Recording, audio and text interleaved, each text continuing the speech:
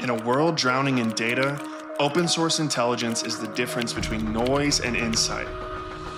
I'm Jake Krebs, and this is the OSINT Podcast, unpacking the tools, tactics, and techniques that matter to the OSINT community. Whether you're tracking threats, analyzing platforms, or just trying to separate signal from noise, this is your go-to resource for all things open source intelligence. Let's get started. Hey everyone, and welcome to the 18th episode of the OSINT Podcast.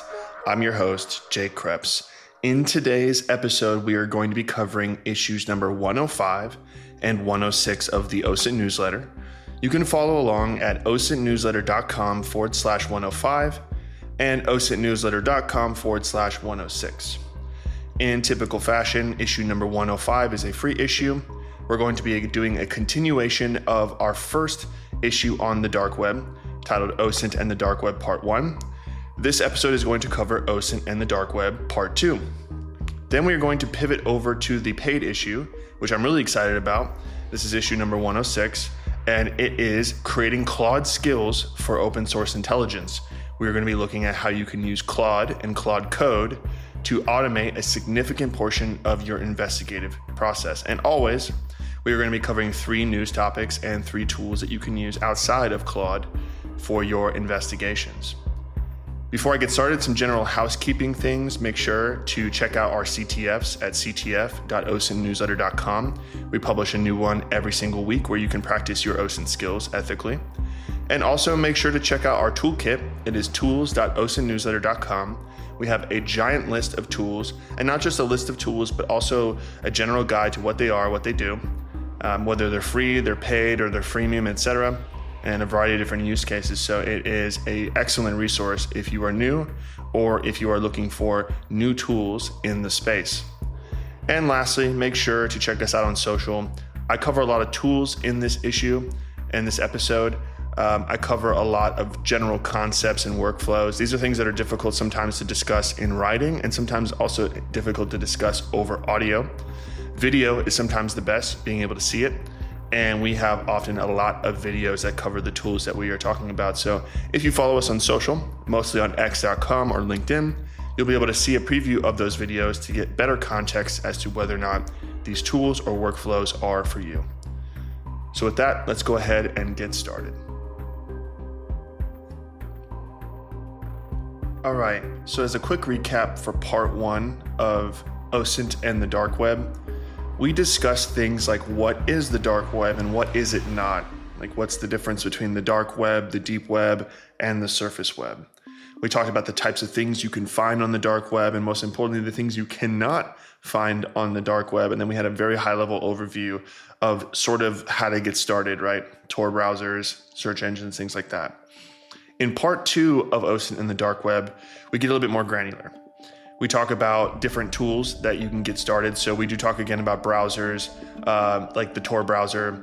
We talk about search engines and how they're really not reliable. And to kind of explain that a little bit, is a search engine that you find on the dark web is not going to be very similar to a search engine that you find on Google, primarily because the services that you do find through the dark web search engines are not going to often be available. These URLs often go up and down, they change names, they try to obfuscate the origin, so you'll often not really find a lot of reliable search results. However, we do talk about how some things like keyword discovery along the way can help you out. So if you search for one thing, you find some search engine results. They have a short description about what you can expect. You can harvest additional keywords out from there to be able to further refine your searches. And then most importantly, oftentimes you'll be able to find dark web links on the surface web, and then those will actually be active, and then you can pivot from those on the surface web to the dark web. And if you know which keywords to search for, you'll be able to discover more of them on the surface web, and you'll be able to more easily pivot from surface or deep web to the dark web accordingly. We do talk about tracing an account back to the surface, and I kind of alluded to that earlier, is you'll be able to find information from dark web sources. Like let's say that you have a username that you find on a forum. You might be able to see that same username that's used on a surface web forum like Breach Forums or its replacement, its variety of other different iterations that are beyond that. You might be able to find email accounts. You might be able to reverse search those email accounts. They might not be from dark web services. They might be from things like Gmail or Yahoo. A variety of other OPSEC mistakes often happen from people that use the dark web, surprisingly enough. Also, you might find things like phone numbers, things that are linked to messaging apps like Telegram or Discord.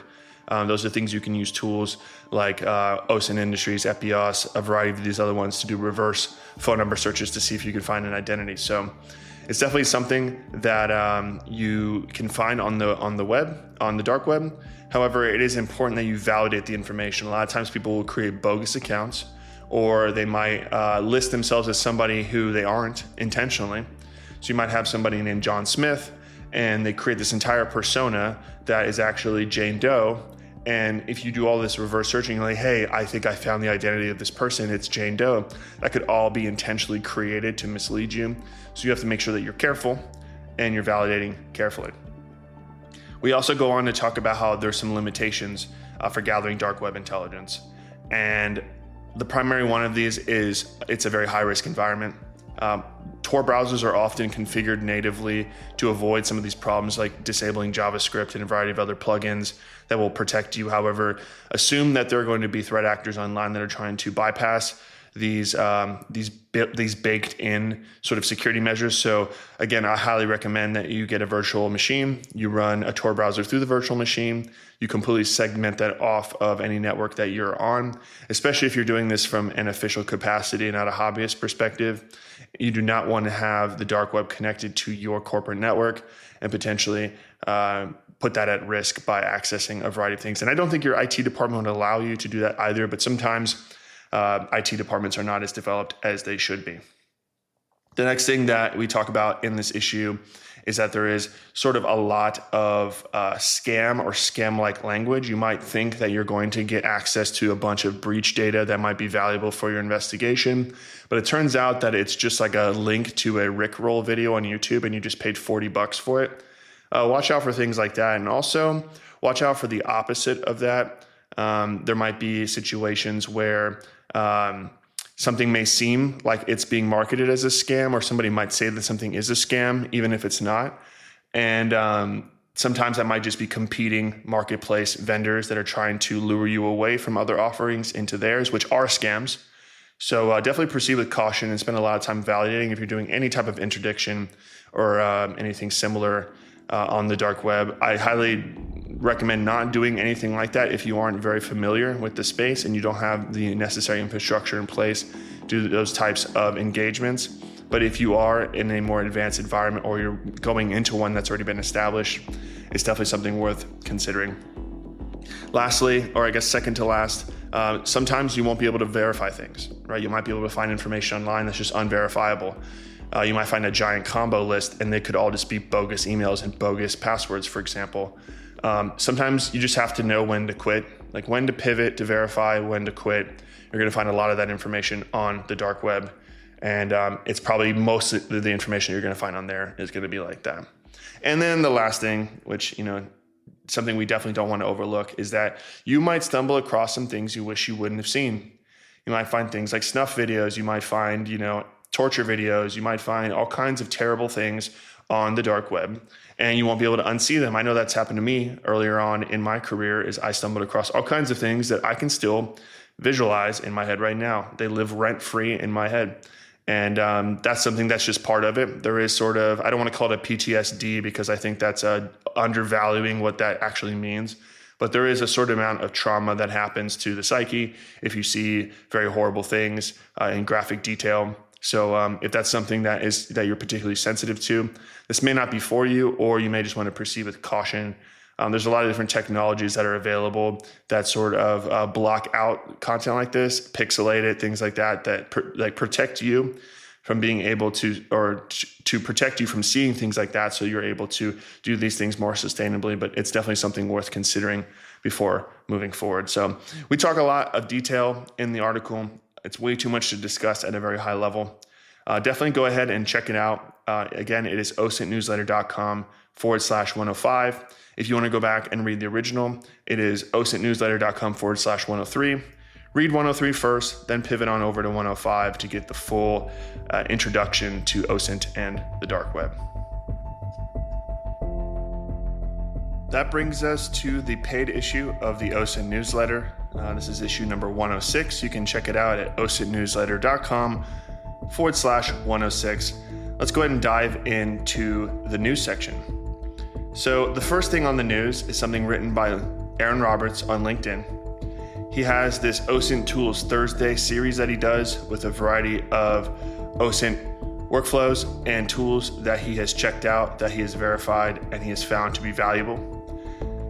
The theme of this particular collection is, what do you get if you combine agentic AI with an MCP server of Maltego and a variety of other tools like conflict monitoring, parliamentary investigation from his perspective, and locally hosted intelligence?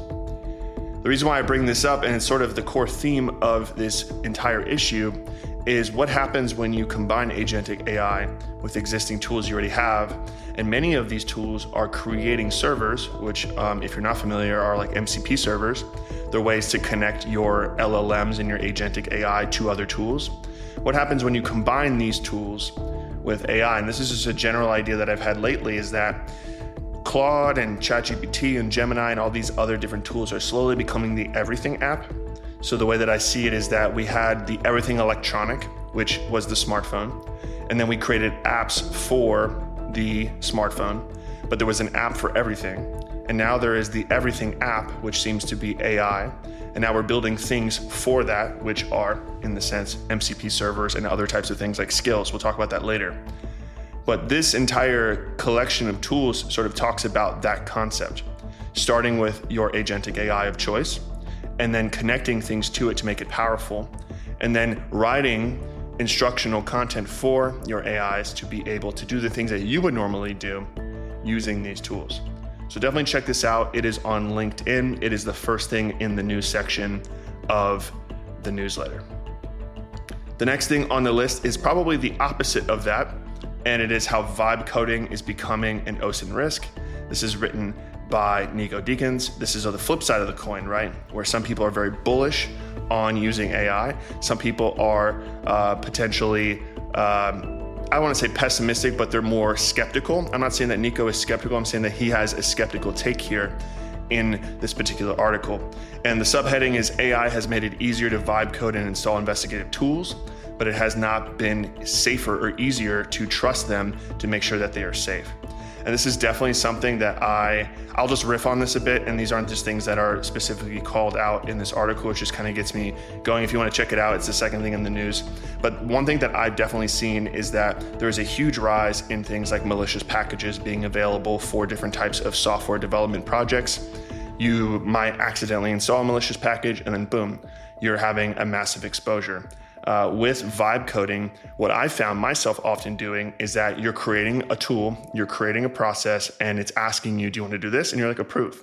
How about this? Approve. What about this? Approve that too. And before you know it, you've built out this entire thing and you have no idea what you've actually approved to go into your tool.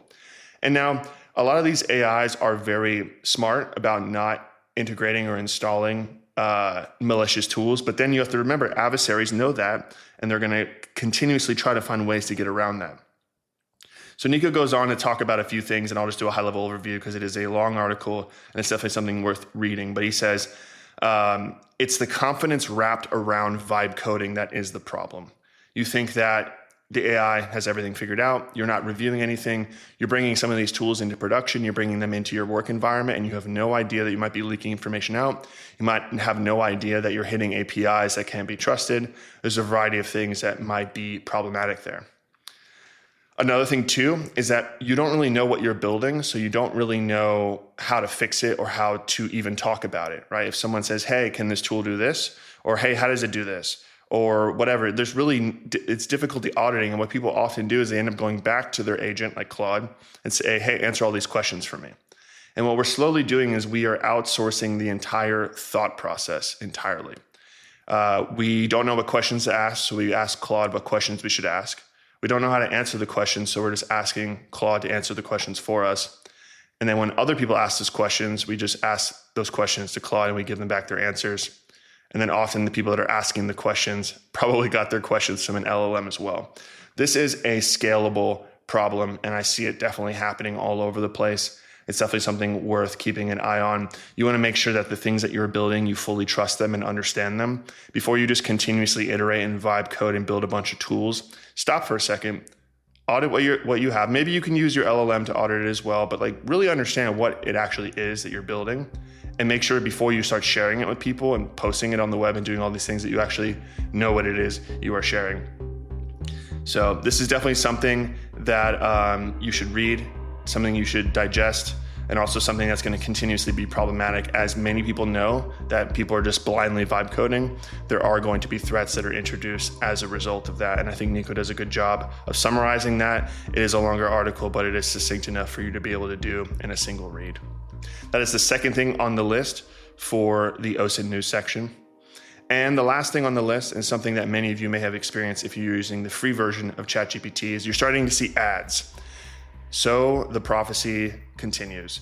We have this tool, everyone's using it, very similar to social media, right? Everyone starts using social media until you get to the point where you have millions or billions of users, and then they're all of a sudden rolling ads to monetize the product. While GPT and other AIs have the ability to purchase a plan that gets rid of the ads, there is still ad tracking that is turned on by default. And this is something that Tate Jarrow talks about in his online safety community, Substack. There is an option to opt in and opt out of ad tracking and data sharing, but it is turned on by default. So if you are a user of ChatGPT, make sure you go in the settings and turn that off if you don't want your information shared. What's going to happen there is if you have ad tracking and data sharing, you're going to get more and more targeted ads. If you have more and more targeted ads, then you start, being in a situation where people might be able to understand your behavior. I personally turn off memory on my LLMs. I turn off ad tracking. I turn off all of that stuff because I don't really want a model built of my activity online. Because what I believe will happen in the long run is that, similar to recommendation engines and things like that we saw on social media, is that they're going to consistently customize things to be able to match specific models of people. And I don't want to be in a situation where I am being led down a specific track because of a particular model of my previous behavior. So I turn off memory, I turn off ad tracking. I want to make sure that I'm getting an objective opinion and an objective piece of information, and not something that is based off of a random question that I asked 2 weeks ago, or maybe something that I may not even be interested in. It was just something that came up in a conversation. These are things to think about. There is benefits, obviously, of having memory to be able to continuously work and get improvements and build on some of the work that you've done in the past. However, it just depends on your use case. I don't use my personal AI accounts for really anything work related or anything really related to the newsletter. I use my enterprise tools at work, and I also use my own paid version of like Claude Code and things like that for the newsletter. For things like ChatGPT or Grok or anything like that I'm using from a consumer perspective, I don't really want it capturing all my data. It's not really useful for me in any shape or form. So definitely give that a read and follow the instructions if you are trying to prioritize your data privacy. This brings us into the tools section of the OSINT newsletter. We have 3 to cover today. I'm probably going to mispronounce this first one, but I think it is pronounced BAM-CAM. It's a new OSINT style dashboard that sort of aggregates a bunch of different feeds together in a map-like view. And so there's been a lot of tools that have been like this in the past. Essentially what you can do is you can scroll through the whole globe and you can see a variety of different information. What's interesting about this particular tool is that it's aggregating the status of a variety of different satellites. So in this view that I'm looking at right now, there's 23 active satellites that they are tracking. There are 685 aircraft that they're getting from ADS-B data that are in this particular view that I'm looking at. But right now, for example, there are 0 vessels. So it's aggregating aircraft, maritime, and satellites, which is not something that I've seen in other tools before. In addition to that, once you click on specific regions and you look at specific areas, you can get a variety of information from different tools and different sources. So, for example, I'm looking right now at a specific oil refinery that is in Iran. It's the Abadan oil refinery. It gives me a high-level summary of what's available there, the coordinates of it, what types of equipment or the capacity of barrels per day that it can produce. things like catalytic cracking units, etc. So this is a bunch of like contextual information that you're not going to get on Google Maps. If you are investigating conflict in any way, whether it's what's happening in Ukraine, what's happening in Iran, what's happening anywhere around the globe, this is definitely a tool worth checking out. There are some performance-related issues as you begin to scroll in and out of it. You are loading a ton of data all at the same time, so make sure that you have a device that has a lot of capacity for RAM and a variety of other things if you want to use this tool regularly. But from a overall data collection perspective, it is incredibly rich in information. So some of the stuff may not be useful at all.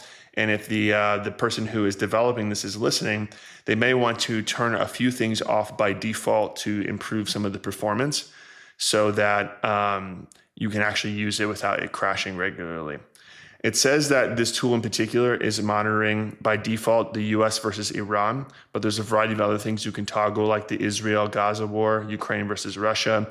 You can look at things in the Taiwan Strait, the Korean Peninsula, the Horn of Africa. There's a variety of presets that are available, so definitely worth checking out again if you are monitoring anything from a geopolitical or conflict-related perspective. The next thing on this list is called DrishX. It is a GitHub tool, and what's really cool about it is it will automate vehicle traffic intelligence using the Sentinel-2 satellite imagery. So it answers a simple question: how much traffic is on a particular area, any road on Earth, and how has that changed over time? So this is something that's a much more powerful version of what you might get on Google Maps, because it's taking actual information from satellite information and not really algorithmic based predictions. And it also gives you access to some of this data as well and being able to see how that's changed over time. And so when you think about specific areas of interest, like let's say that you're traveling to a specific location, you know other people who are, maybe it's part of your capacity at work to monitor travel in a specific area.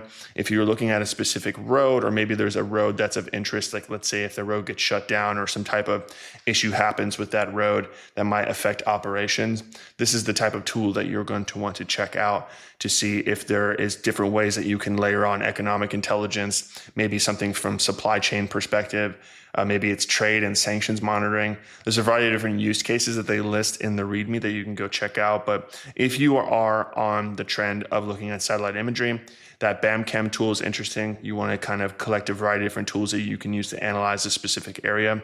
This is definitely one worth checking out and adding to your mix of tools. The last tool on the list, and this is something that inspired the paid version of this newsletter, it is a GitHub collection of tools called Claude OSINT. And what it is, it's a ton of tools for different offensive OSINT capabilities. I'll just read off a couple of these use cases to you just to kind of put this in context. Let me go ahead and scroll down here. So we have a reconnaissance and asset discovery perspective.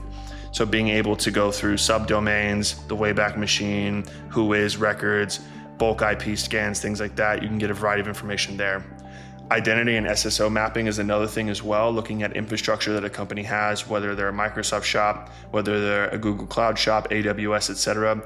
There's a variety of different skills that are baked in here. In general, this is like more of an OSINT recon kind of penetration testing perspective. So if you are not doing those types of things, this is not going to be incredibly valuable to you. However, it does create a predecessor that you can use to reference to build skills of your own. And that's sort of what I did in the paid version of this newsletter. I looked at things like person search, username search, how to build your own custom skills to be able to leverage Claude, for example, to do a ton of tasks that would take you an incredible amount of time to do on your own manually. And being able to reference this as an example was incredibly valuable. But I'll just read off a couple more of these use cases just in case you are in that space.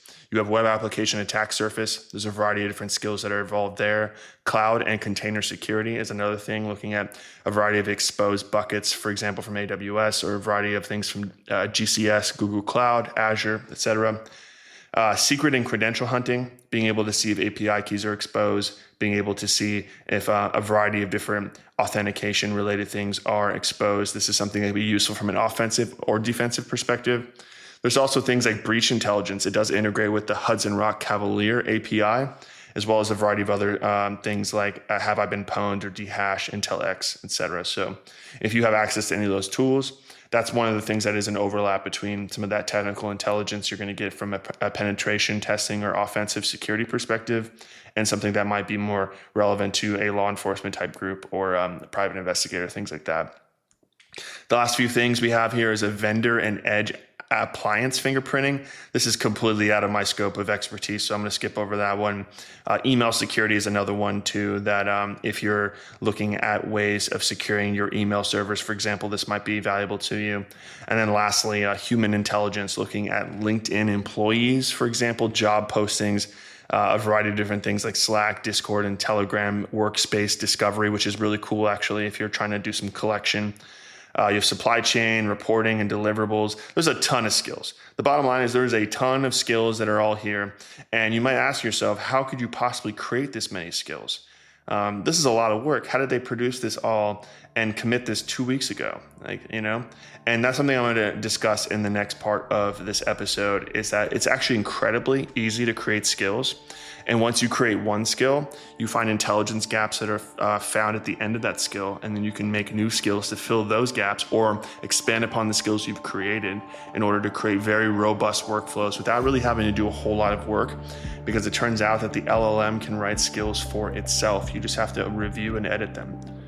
But definitely check this one out as a precursor of understanding what I'm going to talk about next. It is the third tool on the list, called Claude OSINT. Again, unless you are in the offensive security space, it may not be super interesting to you, but from a conceptual perspective, it is sort of a precursor of what I'm going to be talking about next.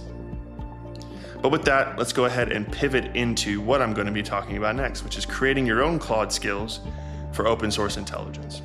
Now, the first thing that I want to define, just in case I kind of went over some people's heads here, is Claude is the tool that is produced by Anthropic that is a similar tool to Google Gemini, OpenAI's ChatGPT, etc.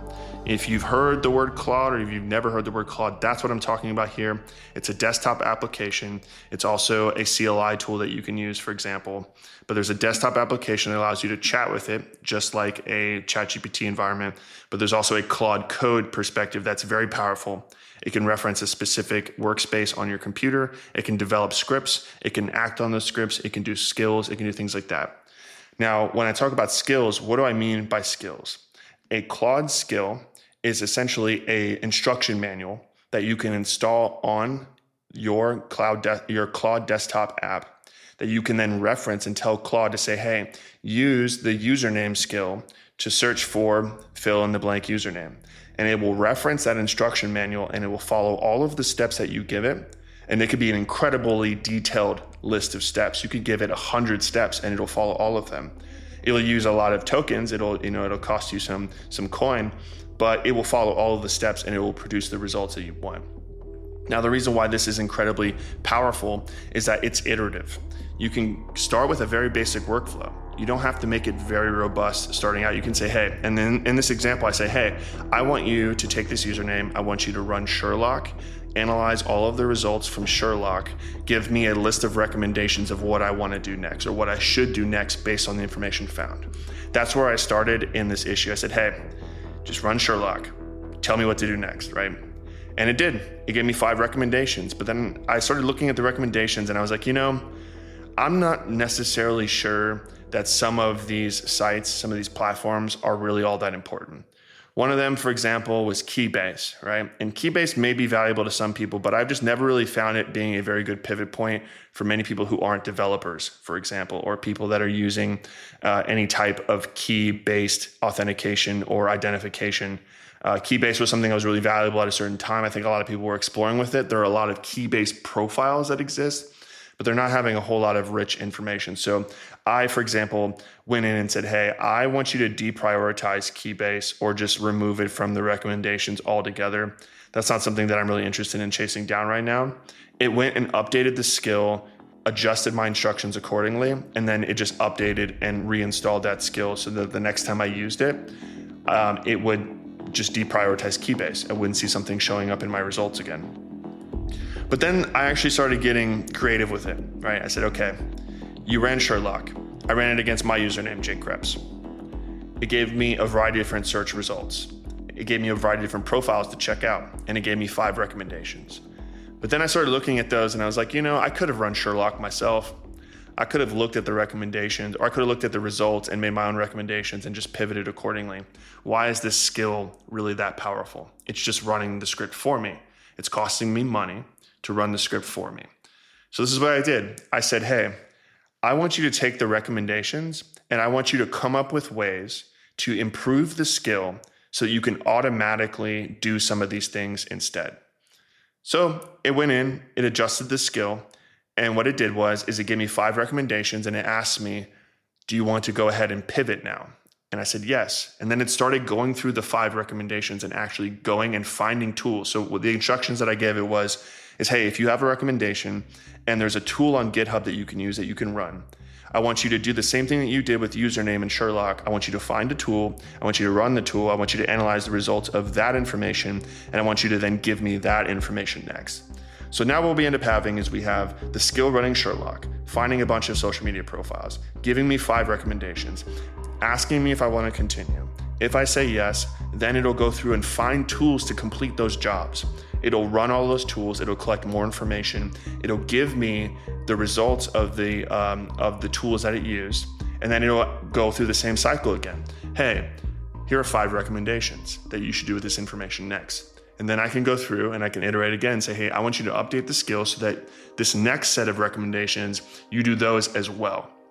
Now here's the results of what I found. I'm gonna go ahead and pull up my latest thing here. So I had to run Sherlock. It ran it on my username.